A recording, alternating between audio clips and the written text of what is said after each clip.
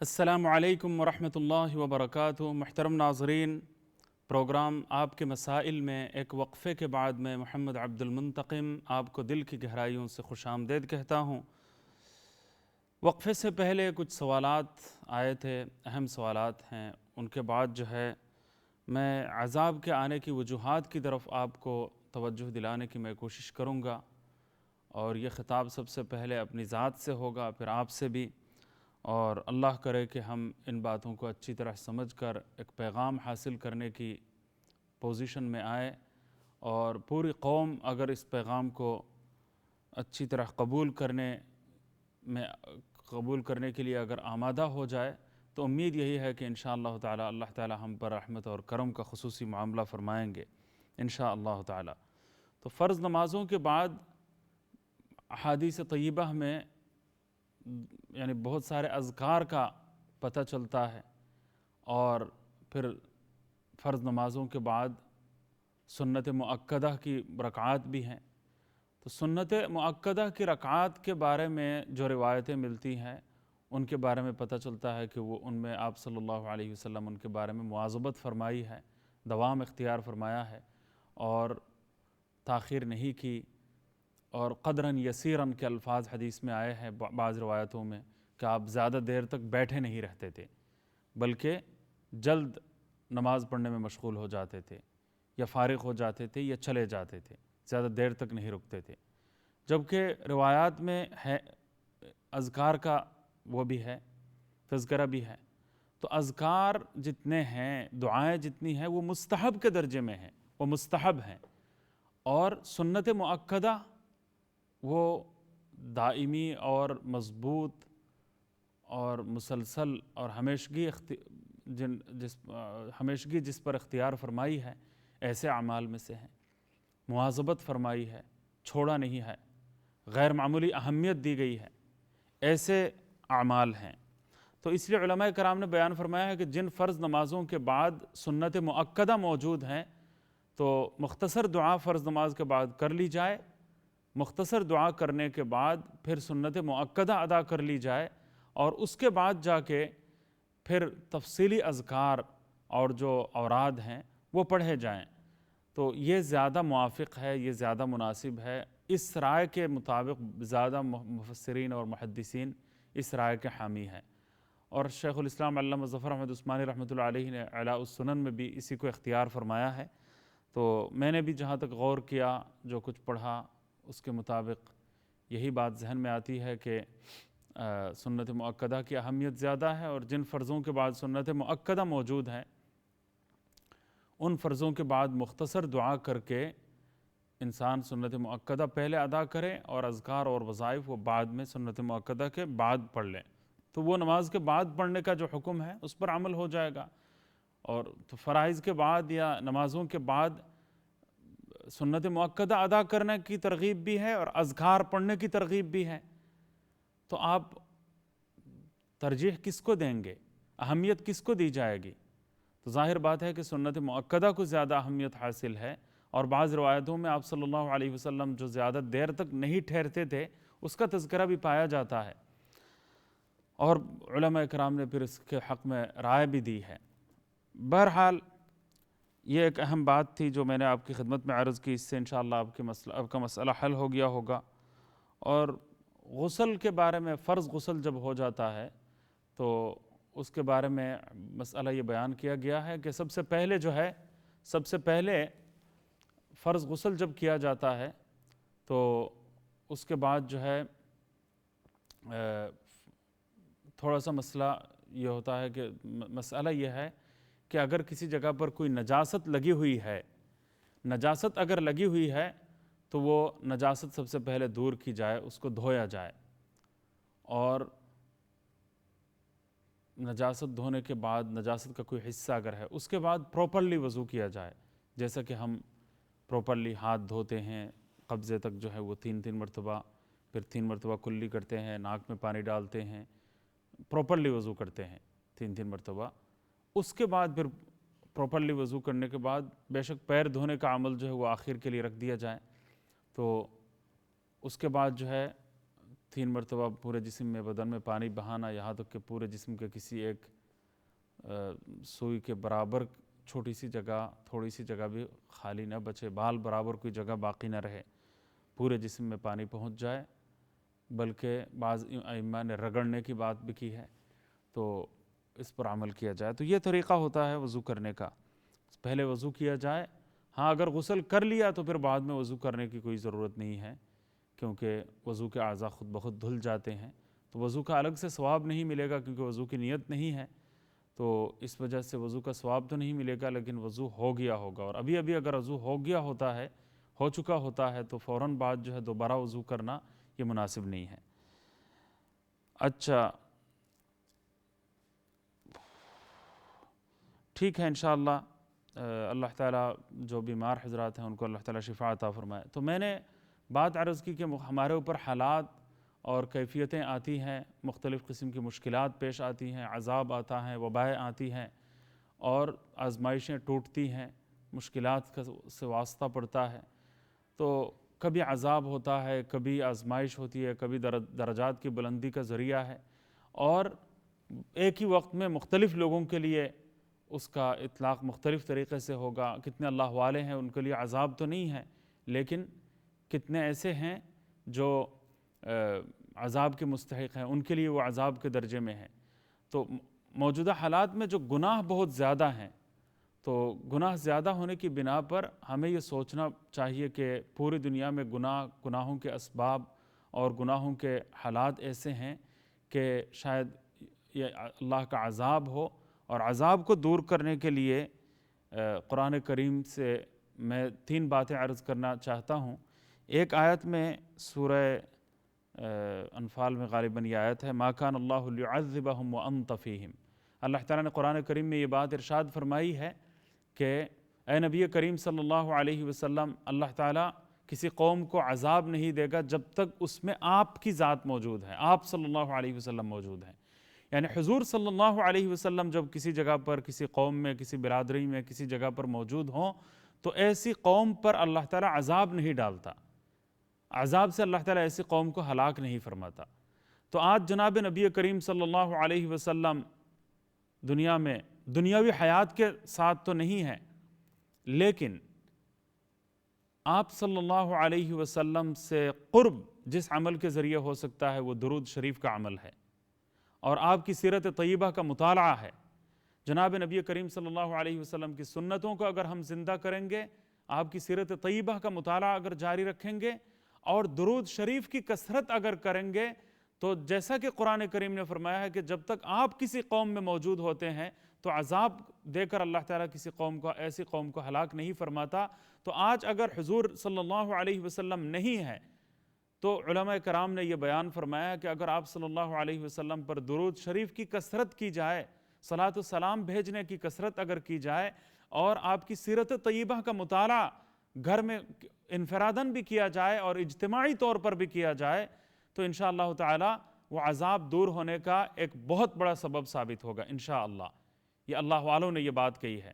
اور عذاب دور ہونے کا دوسرا سبب کیا ہوگا وہ میں بعد میں بتاؤں گا، پہلے کالر سے بات کر لیتا ہوں۔ جی السلام علیکم۔ وعلیکم السلام ورحمۃ اللہ وبرکاتہ۔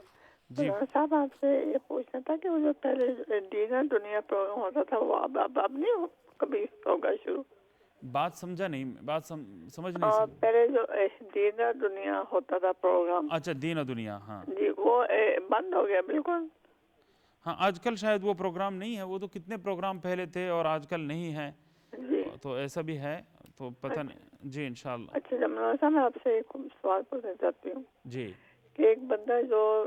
ہر وقت اذیت دیتا ہو، ہر وقت اپنی بیوی کو،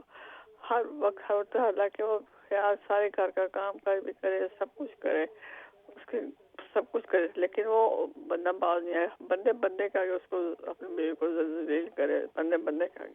کا کیا سمجھا نہیں میں، وہ لڑکا کیا کرتا ہے میں سمجھا نہیں۔ ایک آدمی اپنی بیوی کو دن رات عذاب دیتا ہو، تنگ کرتا ہو، اچھا اچھا تو اس کی بیوی حالانکہ سارے سب کچھ کرتی ہے، اس کے لیے کھانا پکاتی وہ پھینک دیتا ہے، اور اس طرح وہ باہر جا کے ہر لوگوں کو کہتا ہے، کھانا پھینک دیتا ہے، لوگوں کو کہتا ہے میں کھانا نہیں پکاتی، یہ نہیں کرتی، وہ نہیں کرتی۔ تو میم اس کے بارے میں پہنچ جاتے ہیں ایسے، پھر اس کی بیوی اس سے اب شدید نفرت کرنے لگی ہے، تو پھر بتائیں ایسے بندے کے بارے میں کیا خیال ہے آپ کا؟ دیکھیے ایک تو یہ ہے کہ ان خاتون سے آپ کہیے گا کہ وہ ہر نماز کے بعد ربنا هب لنا من ازواجنا وذریاتنا قرۃ اعین واجعلنا للمتقین اماما، یہ دعا 3 مرتبہ پڑھیں ہر نماز کے بعد، ربنا هب لنا من ازواجنا وذریاتنا قرۃ اعین واجعلنا للمتقین اماما۔ ان کی اصلاح کے لیے دعا فرمائے، جو ظالم شوہر ہے، جو شوہر ظلم کرتا ہے، تکلیف پہنچاتا ہے، تنگ کرتا ہے، ایسے لوگوں کے بارے میں علماء کرام نے فرمایا کہ اللہ تعالیٰ دنیا کی زندگی میں شاید آخری عمر میں ان کو اپاہج نہ بنا دے، ڈیزیبل نہ بنا دے۔ تو کتنے لوگوں کے ساتھ ایسے واقعات پیش آئے ہیں، العیاذ باللہ العلی العظیم۔ تو ایسی بدسلوکی سے اور برائی سے بچنا یہ ضروری ہے، فرض ہے۔ کسی قسم کی ناروا تکلیف پہنچانا، اس کی تو کوئی گنجائش نہیں ہے، سخت گناہ کبیرہ اور توبہ کرنے کے قابل۔ تو سچی اور پکی توبہ کرنا یہ لازمی اور ضروری ہے، اور بیوی کو خوش رکھنا اور ان کے حقوق ادا کرنا، تکلیف نہ پہنچانا، یہ تو لازمی ہے، فرض ہے۔ اللہ تعالیٰ اس کی توفیق عطا فرمائے۔ اچھا سلوک کرنا یہ لازمی ہے بہت، اور بیوی کو چاہیے کہ وہ اپنی ذمہ داری پوری کرے اور پھر روزانہ 2 رکعتیں پڑھ کر اللہ میاں سے دعا مانگے، اور سارے حالات اور معاملات اللہ تعالیٰ کی بارگاہ میں پیش کرے کہ یا اللہ ان موجودہ حالات سے مجھے نجات عطا فرما دے۔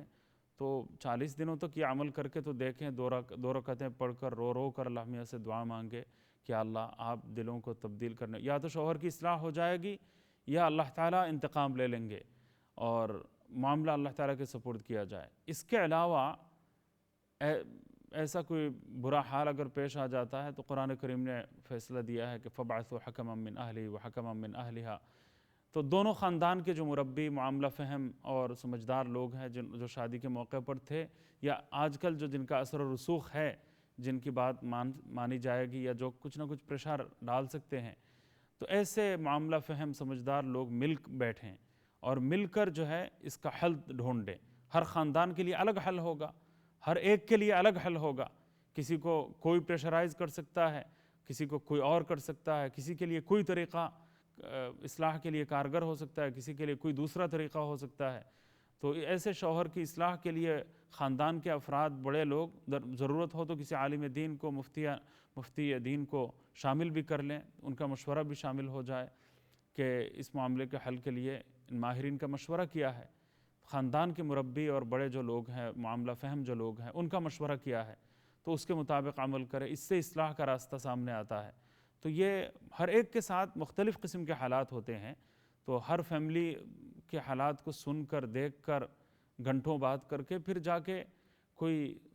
راستہ بتایا جا سکتا ہے، کوئی مشورہ دیا جا سکتا ہے، اور یہ دونوں فیملی کے جو سمجھدار لوگ ہیں وہ مل بیٹھ کر یہ کام کر سکتے ہیں۔ بعض اوقات دونوں فیملیوں میں ایسے افراد ہوتے نہیں ہیں، یہاں ان ملکوں میں خاص طور سے، تو پھر آپ کے لیے قانونی چارہ جوئی کا راستہ آخر میں آخری آپشن رہ جاتا ہے۔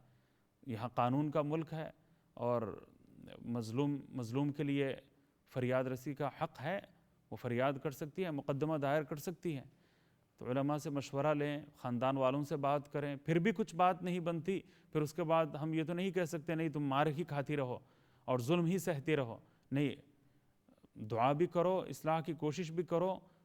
خاندان کے افراد مل بیٹھ کر کوشش کریں۔ اس سے ان تمام کوششوں کے باوجود اگر معاملہ حل نہیں ہوتا، پھر بھی ظلم باقی رہ جاتا ہے، الگ ہونے کی شکل موجود ہے، الگ ہونے کی صورت موجود ہے۔ دائمی طور پر ظلم برداشت کرنے اور کسی ظالم کو اپنے اوپر مسلط رکھنے کا کیا جواز۔ تو جی اگلے کالر سے بات کر لیتے ہیں۔ جی السلام علیکم۔ اچھا ٹھیک ہے، میں وہ بات بتا دیتا ہوں انشاءاللہ آپ کی خدمت میں کہ جب عذاب آتا ہے تو اس عذاب کے بارے میں قرآن کریم میں اللہ تعالیٰ نے فرمایا ہے کہ ما کان اللہ لیعذبہم وانت فیہم، کہ حضور اکرم نبی کریم صلی اللہ علیہ وسلم کی ذات گرامی اور آپ صلی اللہ علیہ وسلم کا وجود بابرکت کسی جگہ پر موجود ہو تو وہاں پر اللہ تعالیٰ عذاب نہیں دیتا۔ ایسی قوم میں، ایسی برادری میں، ایسے ماحول میں، ایسے معاشرے میں عذاب نہیں آتا، اور عذاب دے کر ایسے ماحول کو، ایسی برادری کو، ایسی قوم کو اللہ تعالیٰ ہلاک نہیں فرماتا جس قوم میں حضور اکرم نبی کریم سرور دو عالم صلی اللہ علیہ وسلم کی ذات گرامی موجود ہو۔ تو آج تو آپ صلی اللہ علیہ وسلم پردہ فرما گئے ہیں، عالم برزخ میں ہے، اگرچہ وہو فی قبرہ حی، اپنی قبر شریف میں روضہ اقدس میں آپ صلی اللہ علیہ وسلم حیات ہیں، زندہ ہیں، دنیاوی زندگی کی طرح نہیں، لیکن دوسرے مردوں کی طرح بھی نہیں، قبر کی زندگی کا ایک خاص سٹیٹس ہے، تو اس کے مطابق آپ زندہ ہیں، لیکن دنیاوی زندگی سے آپ تشریف لے گئے ہیں، رخصت ہو گئے ہیں، تو آپ صلی اللہ علیہ وسلم کے موجود ہونے سے اگر عذاب ٹل جاتا ہے، عذاب دور ہو جاتا ہے، اللہ اگر عذاب نہیں دیتا، تو پھر آج آپ اگرچہ دنیا میں نہیں ہے صلی اللہ علیہ وسلم، تو آپ صلی اللہ علیہ وسلم کی طرف اگر کثرت کے ساتھ درود شریف پڑھا جائے، درود شریف بھیجا جائے، صلاۃ السلام بھیجا جائے، آپ کو ہزاروں مرتبہ درود شریف کی کثرت کی جائے، اور پھر آپ صلی اللہ علیہ وسلم کی سنتوں پر عمل کیا جائے، سنتوں پر اسوہ رسول اکرم صلی اللہ علیہ وسلم کے نام سے حضرت ڈاکٹر عبدالحی عارفی رحمۃ اللہ علیہ نے کتاب لکھی ہے، ذاتی زندگی، فیملی لائف اور زندگی کے تمام شعبوں میں جتنی سنتیں رسول اللہ صلی اللہ علیہ وسلم کی ہیں، ان تمام سنتوں کا تفصیلی تذکرہ اس ایک کتاب میں موجود ہے۔ ایک کتاب میں اتنی ساری سنتیں شاید ہی کہیں آپ کو ملیں، اسوہ رسول اکرم صلی اللہ علیہ وسلم کے نام سے۔ تو آپ کی سنتوں کو زندہ کرنے کی صورت میں گویا آپ صلی اللہ علیہ وسلم ہمارے درمیان میں موجود ہوں گے۔ امام ترمذی رحمۃ اللہ علیہ کے ایک قول میں نے کہیں پڑھا ہے کہ ترمذی شریف ایک ایسی کتاب ہے، یعنی حدیث کی کتاب، سنت کی کتاب ہے، آپ صلی اللہ علیہ وسلم کے اقوال، افعال، اعمال کا تذکرہ اس میں ہے، تو افعال کی نقل موجود ہے۔ یہ کتاب اگر کسی کے گھر میں ہے، گویا ایک نبی کسی کے گھر میں ہے۔ یہ اس لیے فرمایا کہ رسول اللہ صلی اللہ علیہ وسلم کی باتیں اس کتاب میں موجود ہیں، اب کے افعال موجود ہیں، اعمال موجود ہیں۔ تو سنتوں پر عمل جب ہم اپنے معاشرے میں زندہ کر لیں گے، اور ڈھونڈ ڈھونڈ کر، تلاش کر کر کے آپ صلی اللہ علیہ وسلم کی نقل اتارنے اور آپ کی پیروی کرنے اور آپ کے ایک ایک ادا کو فالو کرنے کی ہم کوشش کریں گے، تو ہماری ذاتی زندگی میں، فیملی لائف میں اور معاشرتی زندگی میں، معاملات میں، لین دین میں، ہر شعبہ زندگی میں رسول اللہ صلی اللہ علیہ وسلم کو ہم گویا زندہ کریں گے۔ آپ کی موجودگی اور آپ کا قرب اس کے ذریعے حاصل ہوگا۔ یہ ایک شکل ہے۔ سیرت طیبہ کی کتابوں کا مطالعہ کرنے سے ایسا محسوس ہوتا ہے کہ آپ صلی اللہ علیہ وسلم ہمارے درمیان موجود ہے۔ حکیم الامت مجدد ملت حضرت مولانا شاہ اشرف علی تھانوی رحمۃ اللہ علیہ کی ایک کتاب ہے، نشر الطیب فی ذکر النبی الحبیب۔ ہندوستان میں اس زمانے میں طاعون آیا ہوا تھا، تو تھانہ بھون وغیرہ کے علاقے میں بھی روزانہ کچھ لوگوں کے مر جانے کی اطلاع ملتی تھی کہ آج اتنے لوگ مر گئے۔ تو حضرت تھانوی رحمۃ اللہ علیہ نشر الطیب کی تعلیف فرماتے تھے، تو آپ نشر الطیب کی جس دن تعلیف فرماتے تھے، اس دن پتہ چلتا تھا کسی کی موت واقع نہیں ہوئی، اور جس دن نہیں فرماتے تھے، ناغہ ہو جاتا تھا، تو پتہ چلتا تھا کہ آج اس علاقے میں کچھ لوگ فوت ہو گئے۔ تو آپ نے اس کے بعد جو ہے اہتمام فرمایا، روزانہ اس سلسلہ تحریر کو جاری رکھا، سیرت طیبہ کی تحریر کو جاری رکھا، روزانہ آپ تالیف کو اور سیرت کی کتاب کو لکھنے میں مشغول تھے، لکھنے کا کام روزانہ جاری رکھتے تھے، تاکہ یہ وبا کی وجہ سے اس علاقے میں کوئی موت واقع نہ ہو۔ چنانچہ ایسا ہی ہوتا تھا۔ تو آج بھی علماء کرام نے بیان فرمایا ہے کہ خاص طور سے نشر الطیب فی ذکر النبی الحبیب صلی اللہ علیہ وسلم، جو حضرت تھانوی رحمۃ اللہ علیہ کی کتاب ہے، اس کا مطالعہ اگر گھروں میں کیا جائے تو امید یہی ہے، یہ کوئی منصوص بات نہیں ہے، یعنی نص سے ثابت شدہ کوئی بات نہیں ہے، دلیل سے ثابت شدہ کوئی بات نہیں ہے، تجربے سے اس کا مفید ہونا ثابت ہوا ہے، اور ہم امید رکھ سکتے ہیں اللہ تعالیٰ کی بارگاہ میں۔ کوئی اور سیرت طیبہ کی مستند کتاب بھی اگر پڑھی جائے تو بھی ٹھیک ہے، لیکن اس کتاب کی کرامت چونکہ ظاہر ہوئی ہے اور عملاً اس کا تجربہ ہوا ہے، لہٰذا آج بھی اللہ والے اگر یہ کام کریں اور گھروں میں اس کا انفرادی اور اجتماعی مطالعہ جاری رکھا جائے، تو امید یہی ہے کہ انشاءاللہ تعالی اللہ تعالیٰ عذاب دور فرمائے گا۔ تو ایک تو سبب ہے ما کان اللہ لیعذبہم وانت فیہم، اس کی روشنی میں کہ آپ صلی اللہ علیہ وسلم جہاں موجود ہوتے ہیں وہاں پر عذاب نہیں آتا، یا عذاب دور فرما دیتا ہے، یا عذاب دیتا ہی نہیں ہے اللہ تعالیٰ، تو اس کے پیش نظر فرمایا کہ درود شریف کی کثرت اگر کی جائے، سیرت طیبہ کی کتابوں کا مطالعہ کیا جائے، سنتوں کو زندہ کیا جائے، اور اس سلسلے میں نشر الطیب حضرت تھانوی رحمۃ اللہ علیہ کی کتاب کا مطالعہ بھی مفید ثابت ہوا ہے، اور بزرگوں نے تجویز بھی دی ہے، تو ان پر عمل کیا جائے۔ دوسرا ایک ذریعہ یہ ہے کہ وما کان اللہ معذبہم وہم یستغفرون، کہ جب کوئی قوم کوئی برادری استغفار میں لگ جاتی ہے تو اللہ تعالیٰ عذاب نہیں دیتا، عذاب آئے تو عذاب دور ہو جائے، تو اللہ تعالیٰ استغفار کی صورت میں سبحان اللہ اللہ تعالیٰ کی رحمت شامل حال ہو جاتی ہے اور اللہ تعالیٰ عذاب نہیں دیتا، عذاب دور فرما دیتا ہے۔ تو عذاب کی دوری کا، عذاب دور ہونے کا ایک سبب سب کا استغفار کرنا بھی ہے۔ اللہ اکبر، سارے لوگ استغفار پر آ جائیں، استغفر اللہ ربی من کل ذنب واتوب الیہ، استغفر اللہ ربی من کل ذنب واتوب الیہ، استغفر اللہ ربی من کل ذنب واتوب الیہ۔ سارے لوگ آج سے 100 مرتبہ پڑھنا شروع کر دیں انشاءاللہ، سارے لوگ۔ اور تو انشاءاللہ تعالی اللہ تعالیٰ کی رحمت سے امید یہی ہے کہ استغفار کرنے کی صورت میں اللہ تعالیٰ عذاب دور فرماتا ہے، ندامت کے ساتھ، شرمندگی کے ساتھ، شرمساری کے جذبے کے ساتھ، اور گناہوں کی وجہ سے روئیں روئیں سے شرمندگی ٹپکے، دل ندامت سے بالکل نرم ہو جائے، آنکھوں سے آنسو رواں ہو جائے، گناہوں کو یاد کر کر کے انسان پشیمان ہو، شرمندہ ہو، نادم ہو، اور اللہ تعالیٰ سے کی بارگاہ میں توبہ اور استغفار کرے۔ تو استغفار اور توبہ کا سلسلہ ہم سارے لوگ شروع کر دیں، روزانہ 100 مرتبہ حسب استغفر اللہ ربی من کل ذنب واتوب الیہ، یا استغفر اللہ ان اللہ غفور الرحیم، یا استغفار کے دوسرے کلمات آپ پڑھ سکتے ہیں۔ اور ایک سورہ ہود میں اللہ تعالیٰ نے ایک مقام پر یہ ارشاد فرمایا ہے کہ وَمَا كَانَ رَبُّكَ لِيُهْلِكَ الْقُرَىٰ بِظُلْمٍ وَأَهْلُهَا مُصْلِحُونَ، کہ اللہ تعالیٰ کسی قریہ کو، کسی علاقے کو اللہ تعالیٰ ہلاک نہیں فرماتا ان کے ظلم کی وجہ سے، وَأَهْلُهَا مُصْلِحُونَ، اگر اس کے باسی، اس کے باشندے اگر اپنی اصلاح کی طرف متوجہ ہو جائیں، اپنی اصلاح کرنے والے اگر بن جائیں، سبحان اللہ۔ اب اپنی اصلاح کی طرف ہم کیسے متوجہ ہوں؟ اللہ والوں کی صحبت کے ذریعے، صحیح معنوں میں جو اللہ والے ہیں، جو مصلحین ہیں، مجددین ہیں، جن کی اپنی اصلاح ہو چکی ہے، جن کے اعمال اور اخلاق کی اصلاح ہو گئی ہے، اور جن کو بڑوں نے، اللہ والوں نے اجازت بھی دے رکھی ہے، خلافت بھی دی ہے، اجازت بھی دی ہے کہ آپ دوسروں کی اصلاح کر سکتے ہیں، ایسے بابرکت مصلحین، اجازت یافتہ مجازین خلفائے کرام جو حضرات علماء ہیں، جو باکمال افراد سے اجازت جن کو حاصل ہو گئی ہے اور جو خلافت یافتہ ہے، اجازت یافتہ ہیں، ایسے حضرات کی صحبت میں، ہم نشینی میں وقت گزار کر اپنے حالات سے ان کو مطلع کر کے اپنی پوری زندگی کی اصلاح کا اہتمام اگر ہم کریں گے تو پھر انشاءاللہ تعالی سارے لوگ اگر اپنی اصلاح کی طرف متوجہ ہو جائیں گے، انشاءاللہ عذاب دور ہو جائے گا۔ تو ایک تو یہ کام ہے کہ آپ صلی اللہ علیہ وسلم کسی کمیونٹی میں ہو، کسی